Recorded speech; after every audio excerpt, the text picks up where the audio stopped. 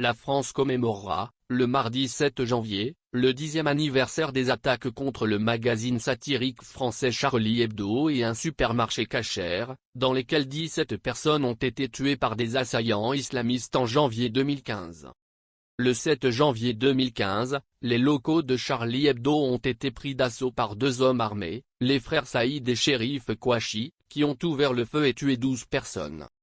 L'attaque contre Charlie Hebdo a été suivie le lendemain du meurtre d'une policière stagiaire par Ahmedi Koulibaly, un loyaliste de l'État islamique.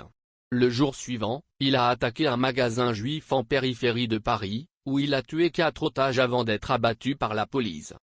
Les 3 assaillants ont été tués par la police lors de confrontations distinctes. Ces tueries ont suscité une indignation mondiale contre les attaques visant la liberté de la presse, avec des sympathisants adoptant le slogan « Je suis Charlie ». Quelques jours après l'attaque, des dirigeants mondiaux se sont joints au président français de l'époque, François Hollande, pour une marche de solidarité. Le 6 janvier 2025, 6 jeunes Pakistanais seront jugés devant un tribunal pour mineurs pour complot en vue de commettre un acte terroriste.